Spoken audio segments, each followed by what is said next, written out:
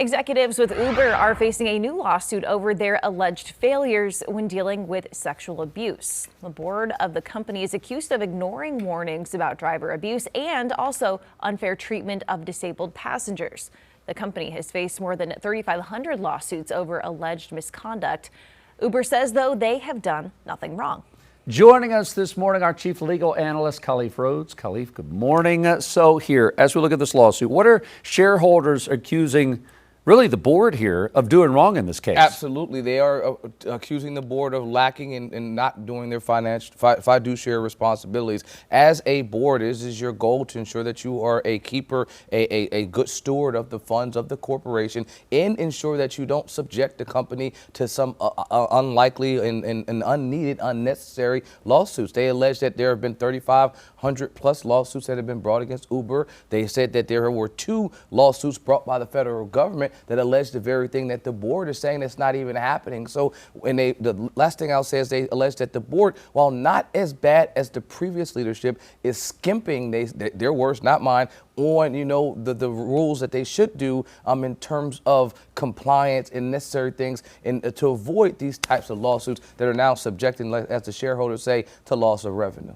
When we talk about shareholders, this is kind of interesting of where this is coming from. It's a group representing police and fire in Detroit. How is that even linked to this? Well, they own a stake in the company, and they're saying, listen, you guys are making us lose money. And anytime there is a lawsuit, anytime that you put Uber's name connected to anything negative like this, that you could have ultimately avoided, right? You have this risk management, you have this mitigation, you have an ability to ensure that a company were not subjected to lawsuits that we could avoid. They're saying if you're not doing the necessary things to prevent that, now at the end, you're losing money. Do it on the front end. Pay for research, pay for things to prevent this from happening. So now on the back end, we don't have a lawsuit. Well, now, if you're not doing that, I think that you should reimburse us and compensate us for the loss. And it should be coming from you directors specifically. And that's what they're asking in the lawsuit. They're asking the directors to be held liable and responsible to reimburse the shareholders. They're not buying these stocks just because they like the way their names are spelled. They're buying them to make profit. And if they're representing,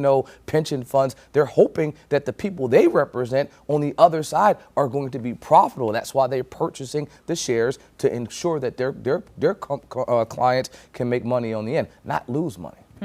In the claim, it says they ignored repeated warnings. How important is that legally when you're trying to prove liability? Oh, absolutely, extremely important. I mean, that is one of the crucial things. It's that foreseeability. It's that knew or should have known that this was occurring, and you failed to take the adequate steps to prevent or stop something that you knew or should have known. So that's directly on point to legal standard. And so they're making the argument for any potential litigant that's come before them. But remember, I mentioned 3,500 cases. They don't have to make this up. They can just pull from the complaints that are already out there. And the 2 that the federal government have brought against Uber are extremely strong complaints. So you can just pull from those complaints as well to say, hey, I don't have to make this up. Folks are saying that you're doing this, while on the other side, you're telling us that these aren't an issue. This isn't a big deal. We have this under control. So what they're saying is, you don't have it under control. You're costing us money. And because you're costing us money, on their end, the folks that represent those police pensions, it would be a lack of fiduciary responsibility for them not to bring this claim, because they have a body of people that they represent. And they're saying, hey, we trusted you to invest our money. You're losing money in Uber. Do something about it. So there obviously have been a lot of cases with sexual abuse and misconduct violations, and some of those are still working their way through court. But the other part of this is that Uber's accused of routinely refusing rides to disabled passengers, whether that's a service animal or having a stowable wheelchair. Yep. How exactly do you prove that it was on purpose and it was routine, whether or not it was reported or not? How do you prove it was intentional? Well, first, let's talk about what that does to them. It gives them an opportunity to be subject to liability even further, because now you have these ADA violations. American with Disabilities, yes, it's a privately held company, but you can't treat them different than another person that's similarly situated. So that will be the first thing. And it's going to be looking at the complaints. What are these folks alleging in the complaint? Hey, I went for a ride and it was instantly canceled. There were no accommodations for me when I got there. And so those are the things that are foreseeable. If you are putting yourself in a position to be a common carrier, and that would be the argument that Uber says we're not. We're a technology company, we're a data company, we're a ride-sharing company, we're not a common carrier like a taxi, for instance, so we don't even have to adhere to those types of rules. That will be their argument on the front end. What the shareholders are saying, hey, don't fight that. you can recognize that this is going to subject us to liability. Let's go ahead and make sure that we're prepared to ensure that we don't get sued later for things that we can avoid.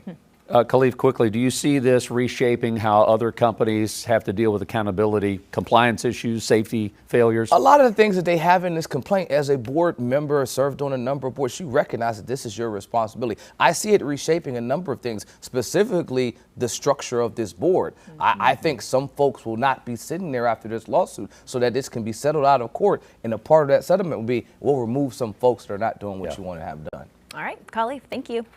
Queen City News Plus. Just search Queen City News on your smart TV's app store.